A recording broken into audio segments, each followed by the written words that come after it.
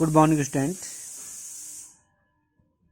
आज का टॉपिक है प्रत्यावर्ती धारा का वर्ग माध्य मूल मान। हमने ज्ञात करना है कि प्रत्यावर्ती धारा का वर्ग माध्य मूल मान क्या होता है और किसे कहते हैं। तो ये हमें यहाँ पर निकालना है। तो माना जो है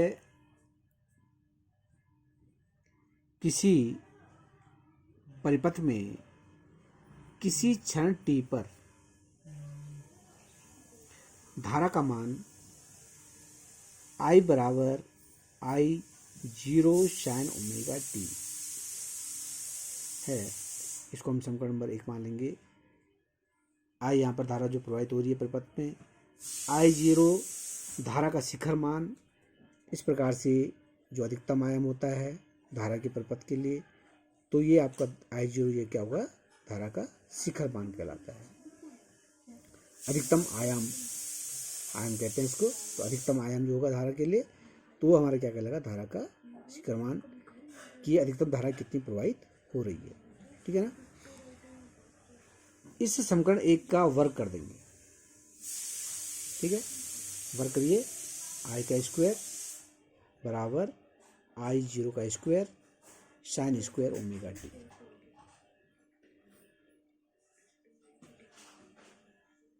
तो जैसे हमने बताया था कि पिछले टॉपिक में कि सपोज t1 समय पर धारा I1 है, t2 समय पर धारा I2 है, t3 समय पर धारा I3 है, t4 समय पर धारा I4 है। इसी प्रकार से हम निकालेंगे। और हमने फिर पूरे जो साइकिल है इस पर हमने धारा का औसत मान हमने ज्ञात करना है। तो उसके लिए औसत मान ज्ञात कर लेंगे। तो इसका माध्य निकालेंगे हम। आई स्क्वायर का माध्य निकालने पर आई स्क्वायर माध्य that is equal to I0 का square sine square omega T का माध्य निकल जाएगा। इसका माध्य निकल जाएगा। यहाँ पर I0 जो शिखर मान होता है वो कांस्टेंट है, यहाँ पर बाहर ले लेंगे इसको। इसका जो माध्य होगा ये I0 स्क्वायर ही होगा। साइन स्क्वायर ओमेगा टी का हम यहाँ पे माध्य याद कर लेंगे। समीकरण नंबर 2 हम इसे मान लेते हैं। अब हमने यहाँ पे साइन स्क्वायर ओमेगा टी का माध्य निकालना है। तो इसको निकालने पर साइन स्क्वायर ओमेगा टी का माध्य बराबर समाकलन एक पूरे साइकिल के लिए हमने निकालना है। 0 to t sign square omega T D T upon 0 to t D T. 0 to t यहाँ पर सूत्र होता है साइन स्क्वायर ओमेगा टी। इस सूत्र को हम लिख सकते हैं 1 minus cos 2 omega T upon 2। 1 minus cos 2 omega T upon 2 D T. और नीचे आपको आएगा 0 to t डी टी।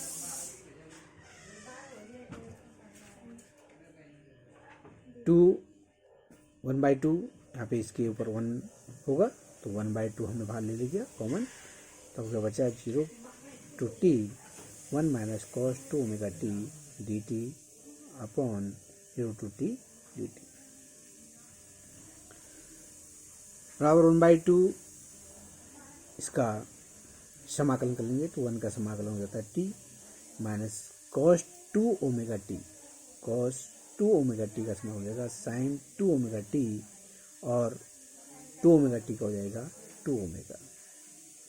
ठीक है, कहाँ से कहाँ तक है, 0 से t। तो 0 से t लिख लेंगे। इसी प्रकार नीचे डी टी का समाकलन कर लेंगे t 0 to t। अब हमने यहाँ पर एक बार वैल्यू t रखनी है, फिर 0 रखना है वैल्यू। ठीक है, पूरे समीकरण में। इसी प्रकार नीचे भी इसी प्रकार से एक बार t रखेंगे, एक बार 0 रखेंगे। तो इस प्रकार से आपको आ जाएगा ये बराबर 1/2 t रखेंगे, पहले t आ गया minus sine 2 omega small T की जगह पर कैपिटल टी रख देंगे अपॉन 2 ओमेगा माइनस अब 0 रखेंगे, टी की वजह पर 0 रख दिया minus sine 2 omega into 0 sine 2 omega into 0 upon 2 omega. ठीक है, और नीचे आ जाएगा पास t माइनस 0 इसका t minus 0। Sine square omega T माध्य बराबर 1/2 T minus sine 2 omega T upon 2 omega upon T. यहाँ पर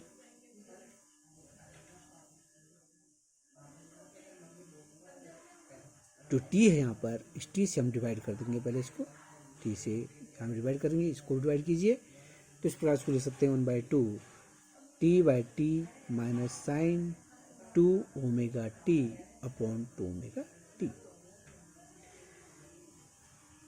1/2 टी से टी कट गया, 1 माइनस साइन 2 इंटू ओमेगा का मान रख देंगे, ओमेगा बराबर होता है 2 पाई अपॉन टी कोणे वे 2 पाई अपॉन टी होता है into T upon 2 into 2 pi upon T into T. T से टी कट जाएगा, यहाँ भी टी से टी कट जाएगा और ये हम लिख सकते हैं क्योंकि ओमेगा बराबर क्या होता है 2 पाई अपॉन टी।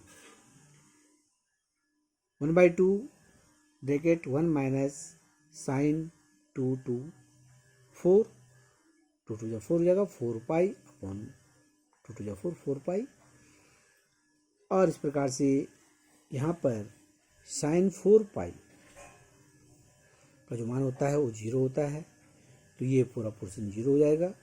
हमारे पास बचा यहाँ पे 1/2 का 1 से मल्टीप्लाई करेंगे 1/2 आ जाएगा। तो इस प्रकार से आपके पास साइन स्क्वायर ओमेगा टी का माध्य बराबर 1/2, चूंकि sine 4 pi that is equal to 0।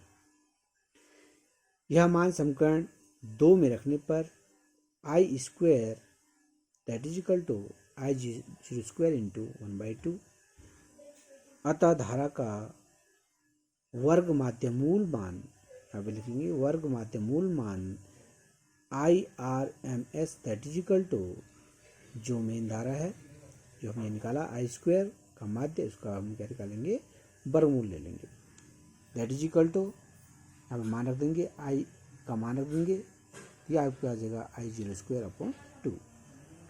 IRMS बराबर इसका हम आई जीरो स्क्वायर का वर्गमूल निकालेंगे, आई जीरो हो जाएगा और ये √2 में आ जाएगा तो आई जीरो अपॉन √2, और इसको हम लिख सकते हैं इसका इसमें भाग देंगे 1 में तो 0.707 आई जीरो। तो ये इसका जो है फॉर्मूला आ गया है।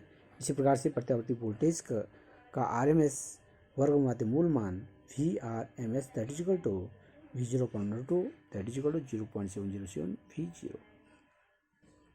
तो इस प्रकार से यहाँ पे हमारे पास प्रत्यावर्ती धारा का वर्ग माध्य मूल मान की परिभाषा जो आती है, किसी परिपथ में दिष्ट धारा प्रवाहित करने पर, जब हम किसी परिपथ में दिष्ट धारा को प्रवाहित करते हैं तो जितनी ऊर्जा उत्पन्न होती है, दिष्ट धारा को प्रवाहित करने पर जितनी ऊर्जा उत्पन्न होती है, यदि उतनी ही ऊर्जा प्रत्यावर्ती धारा को प्रवाहित करने पर उत्पन्न हो तो प्रत्यावर्ती धारा के इस मान को प्रत्यावर्ती धारा का वर्ग माध्य मूल मान कहते हैं। ठीक है ना, यानी कि जब हम किसी परिपथ में दिष्ट धारा को प्रवाहित करते हैं तो जितनी ऊर्जा दिष्ट धारा के प्रवाहित होने पर उत्पन्न होती है, यदि उतनी ही ऊर्जा प्रत्यावर्ती धारा के प्रवाहित होने पर उत्पन्न हो तो प्रत्यावर्ती धारा के उस मान को प्रत्यावर्ती धारा का वर्ग माध्य मूल मान कहते हैं। ठीक है, तो ये आपके पास ये फॉर्मूले निकले हैं, इसमें आपके पास सूत्र जो है ये इसमें न्यूमेरिकल आते हैं, तो आपने इस सूत्र को भी याद रखना है और इसको प्रूफ भी याद रखना है। इसको आपने पूरा 1-2 बार सॉल्व कीजिए और आसानी से आप इसको हल कर सकते हैं। और सूत्रों को आप ज़रूर याद रखिए, इनमें आपके पास न्यूमेरिकल पूछ जाएंगे।